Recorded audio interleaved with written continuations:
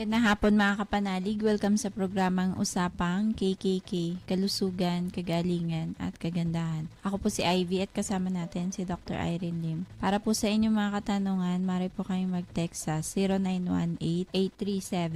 0918-837-4827, 0925-896-1689 at 0917-810-6169. Para po sa may mga signal cable audio, kami po ay nasa channel 313 at sa iradioportal.com/Luzon AM Stations/Kilohertz Radio Veritas 846. Magandang hapon, Dok. Magandang hapon pong muli sa inyong lahat at welcome po sa ating talakayan sa Usapang KKK. Ang inyo pong lingkod si Dr. Irene Lim ang magbibigay na naman po sa inyo ng panibagong kaalaman. And always remember that knowledge is power. Ligtas ang may kaalaman. And when you lose your health, you will lose everything. Paki-like, share, and subscribe po. Type nyo lang mga Dr. Irene Lim both sa YouTube and sa Facebook. Yung mga na-miss out nyo hong episode natin, pwede nyo hong habulin dyan. No? So, ang pag-uusapan po natin sa hapong ito ay tungkol po sa leaky gut behind allergy. Okay. So, ibig sabihin ho, may koneksyon ang leaky gut or leaky gut ho ang isa sa reason kung bakit ho nagkakaroon ng allergy ang tao. So, let us discover paano ho nangyari yan, no? When you say allergy, di ho ba, may iba-ibang klaseng allergy. May respiratory, may skin, no? So, pwede kayong nag-a-allergy sa pagkain, pwede rin hong sa environment, pwede rin hong sa mga nalalanghap, pwede rin hong sa mga paggamit ng chemicals.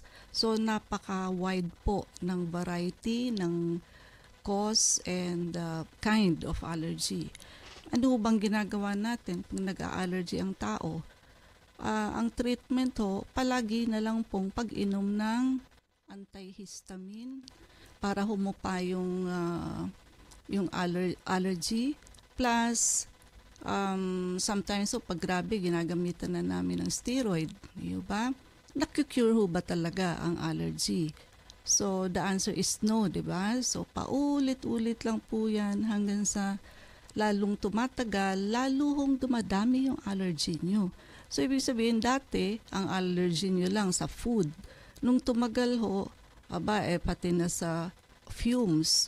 Later on, pati na ho sa chemicals. Hanggang sa halos wala na ho kayong magamit at makain dahil halos lahat na ho nagre-react kayo, hindi ho ba? So, ibig sabihin, yung pag-inom natin ng antihistamine, para hong suppression or control, but never the word of cure. Pag sinabi kasing cure, walang balikan. Minom ka ng gamot, nung binitawan mo ang gamot, magaling ka na. So, but hindi ho ganun nangyayari sa atin sa allergy, di ba? Pag hininto mo ang gamot, andyan uli yung allergy mo, whatever kind of allergy it is. Paano ho nangyayari ang allergy? Sa simpleng layman's term, no? Pagka ho kayo napasukan ng eggs ng parasite or any other form of microbes or mikrobyo, magre-react ho yung immune system natin. Magre-release ho siya ng histamine. And yung histamine ho, magproproduce yun ng pantal, itchiness, paninikip ng dibdib, kaya ho, mag-a-allergy kayo. Kaya ho ang root cause ng allergy is parasite and lack of water. Okay? Another important cause of allergy is what? Dehydration. O kung sino hong nakikinig na may mga allergies, paki-evaluate po ang sarili ninyo. If you are drinking enough water for the RDA, recommended daily allowance, no? Hindi ho lahat ng tao 8 glasses, 10 glasses, 12 glasses. It depends upon your weight and height. Mas matangkad ho kayo, mas mataba kayo, mas marami hong water requirement ang kailangan nyo. Paano nyo makukuha kung ilang glass a day? Simple ho, yung weight in kilos ninyo, i-times nyo sa 50 ang factor. No? So, then i-divide nyo sa 250. Ang lalabas ng numero dyan, yan yung glasses of water that you need in a day. Okay? Pag kulang ho tayo sa water, eto na naman, magre-release ho again ng antihistamine ang katawan. So para rin ho kanina, nung pinasukan ng mikrobyo, especially parasite, hindi ho yung adult parasite, yung eggs ng parasite, no? So, ang nangyayari ho ay magre-release na naman siya ng histamine. Bakit ho ba histamine ang laging nire-release na hormone ng ating katawan? Because the function of histamine is what? To budget or allocate water to different parts of the body. Pinaprioritize niya ho yung brain and also the heart. Tapos yung mga ibang body parts natin, tagkakaunti na lamang. Pagka ho kinapos sa tubig, automatic compensatory mechanism ho yan ng ating katawan. No? Kaya ho, di ba, ano ang gamot sa may allergy? Di ho ba antihistamine? So, ibablock mo yung histamine para hindi ka magpantal o hindi ka mag-allergy. No? So, tandaan ninyo, ang root cause ng allergy, whatever kind of allergy, lack of water and parasitism. Halimbawa ho, nangati kayo sa pagkain nyo ng hipon. Actually, hindi kayo ang allergy sa hipon. Yung, tawag dito, yung parasite, hindi ho hiyang o hindi compatible with the shrimp that you ate. Kasi ho ganito, yung kinakain natin, yun din ho ang kinakain ng alaga natin, ng mga bulati. Pasensya na po sa pasintabi, sa nagme-merienda. So, pag kinain niya ho yung shrimp, siya ho ang magre-release ng chemicals na kaya magkukos ng allergy sa pasyente. Magpapantal ka or mahihirapan kang huminga kung asthma. So, depende ho anong klaseng allergy meron kayo. Because of dun sa chemicals na nirelease, yung parasite, yun po ang reason bakit kayo nag-allergy. No? So, yung dalawa pong yun ang dapat na i-address para kung gusto natin na maka-cure ang allergy. No? Hindi ho puro suppression kasi yung anti-allergy, marami din hong side effect yan. Dry mouth, kasi nga ho, kaya dry mouth, pinaprioritize niya nga ho kung saan niya ilalagay yung kakaunting tubig inside the body. So, kaya nagda-dry mouth ang pasyente, no? Now, ano naman yung sabi natin, may leaky gut behind allergy, may leaky gut ang pasyenteng may allergy. Actually, isa rin ho yan sa dapat na mai-address, no? Ano ho ba yung leaky gut syndrome? Simply, ibig sabihin ho, damage yung lining ng small intestine. So, hindi ho stomach. Pagka sa stomach, ang tawag natin gastritis or ulcer. Pero ho sa small intestine, leaky gut syndrome. Hindi naman ho siya malaking butas, kung hindi microscopic pores. Kung nakakakita ho kayo ng pores sa skin natin outside, meron hong ganyan sa loob ng small intestine. And yung cells, ng intestinal cells natin, nagigihong flat and maga, flatten and inflame. At pag nangyari ho yun, yung mga nutrients or nutrition cannot be properly absorbed by the body na naglilid ho yan sa food allergies. And ang leaky gut is exactly what it sounds like. May holes or may butas ang mucous membrane ng ating GI tract that is caused by pwedeng injury, pwedeng infection, pwedeng eggs of parasite na nag-aalaw ho ng molecules of food to move directly from the small intestine to the bloodstream. Imaginein ho ninyo direkta galing sa maliit na bituka dahilan ho dun sa maliliit na butas na yun, pupunta ho siya sa blood. Ang small intestine ho, galing sa stomach, partial digestion, sa small intestine ang final digestion. So, dapat pagkatapos nun, i-absorb na ng ating katawan. Kaso nga ho, hindi na-absorb kasi lumalabas ho sa ating intestine, pumupunta ho sa ating bloodstream. And ito ho mga molecules na to na nakakalusot doon sa microscopic pores na to, nagkokos ho yan ng allergic reaction or allergic responses na nagte-take place ho sa intestinal walls, creating a symptom such as pwede hong mag-diarrhea ang pasyente, nauseated, bloated, belching, dighay ng dighay, and farting. Okay. Ito hong condition na to is associated with bacterial overgrowth in the small intestine, no? Basta ho may microscopic pores, tinutubuan ho yan ng mikrobyo, especially bacteria. Pwede rin hong stress, pwede ding fungus, candidiasis, and pwede rin hong parasitic infection. And yung paggamit ho ng alak and anti-inflammatory medication such as Advil, ito? Ibuprofen, no? Ayun ho, nakaka-aggravate ng microscopic pores, no?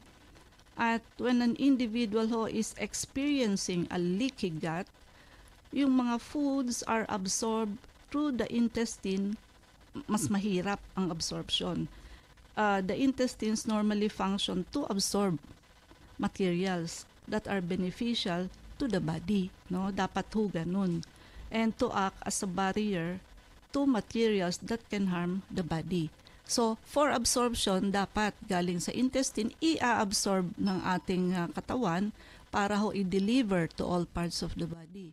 But also, yung mga hindi naman ho dapat makapasok sa katawan, hindi ho siya makakapasok dapat, no? Kaya lang ho, yun nga, pag may mga maliliit na butas ho, nasa microscope mo lang makikita, pasok labas po ang nangyayari. So, hindi ho pwedeng ganun. Pag may leaky gut, ina-allow niya ang whole food.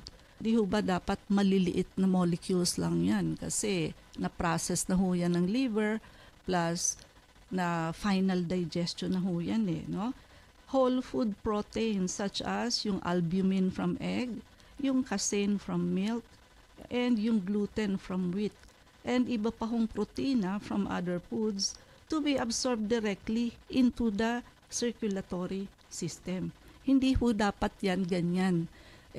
Nag-shortcut po, doon ho dumaan sa butas, pumasok direkta sa ating circulation, sa blood vessel.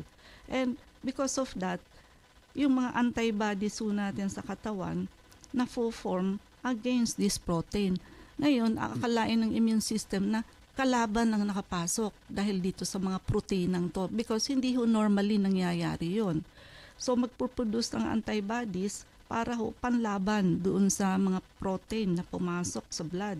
And pagka ho itong mga foods na to are eaten again, ayun, yung antibodies so nagsisignal that a toxic invader has entered the system and inflammatory reaction begins to occur in the GI tract. So in other words po, yung lining ng GI tract natin becomes a battlefield. Parang may gera, labanan sila. Where antigen, pagka ho may antigen and antibody, yan ho ang magkalaban palagi. Ang antigen mo doon, yung protein hong nakapasok. Yung ang antibodies mo doon is yung immune system na lalaban, no? Magmimit ho yan, dalawang yan, and food should be nourishing our body actually begins to drain our immune system by stimulating inflammatory reaction sa intestinal wall. Siyempre ho, release ng antibodies yung ating immune system para labanan yung protein. Akala niya ho kasi kalaban si protein. Hindi niya ho alam na nakalusot lang po yun sa microscopic pores, no? In addition, Candida, which is a yeast, fungus ho ito, can actually attach itself to the walls of GI tract and magfo-form ho ito ng mga mycelia. So may stalk, no, root-like structure. At magkokos na naman to ng inflammation ng intestine as well as leaky gut. Ano hong food ang common na nagkokos ng allergies sa ganitong kaso? Ayun na nga ho, yung albumin galing sa egg, yung wheat, yung gluten galing sa wheat, and yung casein galing sa milk products. And also, pwede rin ho yung mga hydrocarbons, yung mga pesticide, yung mga industrial chemicals and solvents. Yun ho, ng mga yun, maliliit lang ho ang molecules no, nakakapasok ho yun sa butas.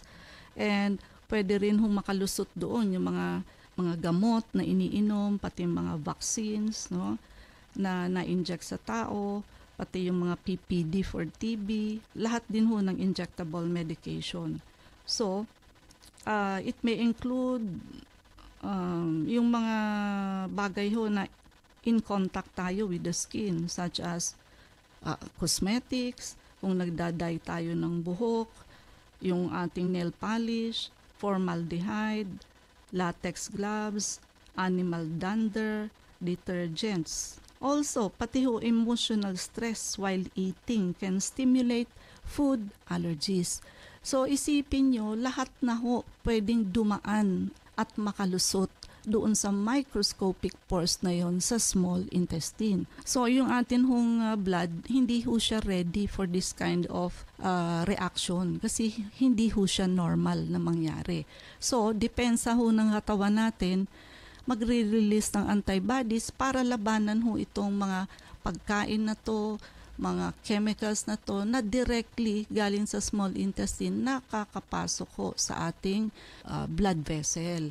At sasama ho yan sa circulation. Ang resulta ho niyan is what? Allergy. Depende ho sa weakness ng katawan ninyo. Kung eggs ng parasite ho, pwede kayong magkaroon ng psoriasis or pwede kayong magkaroon ng hika. Ang hika po, eggs ng ascaris po yan na natrap sa lungs. Ha? So kaya ho, di ba ang hika o ano po ang gamot? Di ba suppression din ng bronchodilator like salbutamol and steroid. Pero habang buhay ho, naka-maintain ng pasyente. Kasi nga ho, ibinubuka lang ng bronchodilator yung lungs para ho makadaan yung air, and yung steroid ho, anti-inflammatory. But pag hupa po ng gamot, magko-constrict uli yung airway, sisikip ho uli. Why?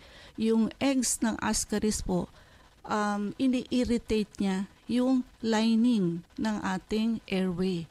No? Simula sa trachea, papuntang bronchus or bronchi, and papunta ho sa alveoli, which is the air sacs already. Lahat ho yung sisikip. So ang pasyente ho, mahihirapang huminga. And it is also fatal kung hindi mo mabibigyan agad-agad ng bronchodilator ang pasyente. Para lang maibsan, ganun po ang role ng gamot natin sa asthma. But never about the cure.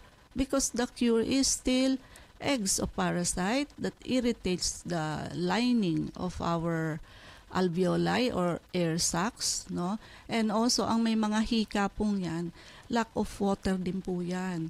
Kaya ho, nagre-release siya ng antihistamine that causes the reaction, which is bronchoconstriction. Kasi iba-budget niya rin yung tubig. Kaya histamine hormone ang nirelease ng ating katawan. Whatever kind of allergy po. So, specifically halimbawa sa food allergies, mga simptomas na pwedeng maramdaman? Pwede hong nag-sore throat siya, pwede hong nagkaroon ng paulit-ulit na sinus infection. Yun ho yung reaction niya. Yun yung allergy niya. Pagka ho may leaky gut, paulit-ulit na paghahatching, sneezing, may postnasal drip siya palagi, hoarseness of the voice, masakit ang tenga, ringing in the ears, recurrent ear infection, and itching in the ears. So kung mapapansin nyo, marami yung problema sa ears. Kung sa respiratory system naman ho, nag-react yung allergy, so pwede hong magkaroon ng cough, ubo, pwede hong may asthma. Yun na nga yung kwento natin kanina. Pwede rin hong magkaroon ng bronchitis at pwede hong magkaroon ng halak. And sa GI tract po, so pwede hong magtai ang pasyente, pwede hong hindi matunawan, pwedeng mag-produce ng gas, bloated na bloated, nausea, naduduwal po, abdominal cramps, pwede rin hong ma-constipate ang pasyente, increased belching, dighay po ng dighay, and increased flatulence, yun hong farting, no? And ayun, indigestion, para hong hindi natutunawan, and stomach ache, no? So ibig sabihin ho, masakit ang tiyan. Depende ho kasi anong organ ang tinamaan nung allergy ng pasyente. Kung sa skin naman ho, pwedeng magkaroon ng hives ang pasyente. Hives, yun ho halimbawa, guhitan mo yung braso mo, magpapantal kayo, no? And eczema, psoriasis, merong dark circles under the eyes, itching, and acne. And kung sa nervous system naman ho, nagkaroon ng reaction, so pwede hong affected by the allergies, pwede hong ma-depress ang pasyente, pwede hong manghina, pwedeng magpanic, and hyperactivity. Pwede rin hong poor memory, insomnia, hindi makatulog, hallucination, usually auditory hallucination. Yun ho bang may bulong, no? So may bumubulong sa kanya pero siya lang naman ho. Ang reality ho, wala. Pwede rin hong fatigue, anxiety, wala pa, nag-aalala na, confusion. Yun ho ang diferensya ng fear and anxiety. Ang fear, may stimulus, kaya ka natatakot. Halimbawa, ipis. Ayan ho, fear yan, kasi andyan yung stimulus, which is the cockroach. Pero ho yung anxiety, no, wala pa naman, tatakot ka. Tulad ho ng death, may anxiety ka na mamatay. No? So, anxiety lang po yun, hindi ho yun fear. So, ingatan ho ang ating digestive system para hindi tayo magkalikigat, which is yan ho ang isa ho sa nangyayari bakit nagkaka-allergy ang tao with the addition of lack of water and parasitism. Ivy? Pardon po sa mga nais magtanong, mag-text po kayo sa 0918-837-4827. Welcome po muli sa Usapang KKK. Ako po si Ivy at kasama pa rin natin si Dr. Irene Lim. Doc, tanong ni 0183. Ikakasal na po next month yung anak ko, kaya lang po 42 years old na siya, mataba at may polycystic ovarian condition. May chance po ba maging pregnant? Kung sa chance po, medyo maliit yung chance. It is because, syempre ho, yung age, di ho natin alam kung nag-o-ovulate pa ang pasyente kasi ho, ang babae ho, bilang lang ang egg cell from birth hanggang sa mag-menopause. Kung nag-monthly period pa ho, may chance pa naman. Kaya lang yung polycystic ho, medyo mas nakalesen pa ho yun sa chance of pregnancy. Kasi ho, ang ovulation ng may polycystic, hindi ho ganun ka regular, no? But of course, kailangan hong subukan. And mas maganda ho, magpakonsulta na ho sa fertility OBGYN, no? Para hanggat maaga po magawa ng remedyo, no? So wala tayong oras, so mangyari po lamang na kayo magpalista kung kayo po magpapa-check up. So Unit 1101, Clinica Medica 101, Centuria Medical Makati, Salamanca Street Corner, Kalayaan Avenue, Makati City. So ang landmark ho natin is along Makati Avenue, yung corner General Luna Street. So diyan ho kayo papasok. And kailangan lang po magpalista kayo ahead. Ivy, ang mga numero. Pwede po kayong tumawag sa 546-9412, 0922-875-2899. Pwede rin po kayong mag-text sa 0925-896-1689 at 0917-810-01 Prevention is better than cure and health is the best investment. Regaluhan niyo po ang inyong sarili ng pagpapacheck up para huma-auscultate namin ang likod ninyo. Maagapan ho kung kayo ay may asymptomatic or walking pneumonia. Always remember na lahat po tayo ay nagdaan sa 2 taong pandemic.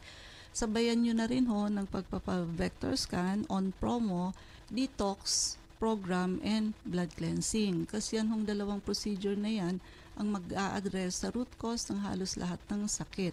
And para naman ho dun sa wala namang karamdaman, gusto lamang magpaganda, magpaputi, at lumakas, meron ho tayong beauty drip sa clinic. And paki-like, share, and subscribe po. I-type nyo lamang Dr. Irene Lim, both sa YouTube and sa Facebook. Ivy? Please like us on Facebook. Ang account po natin ay Klinika Medica 101. Maraming salamat mga kapanalig sa pakikinig sa amin sa hapong ito. Abangan niyo po muli kami bukas, alas 4 hanggang alas 4:30 ng hapon sa programang Usapang KKK. Kasama natin si Dr. Irene Lim. Ako po si Ivy at sa inyong katotohanan. Salamat.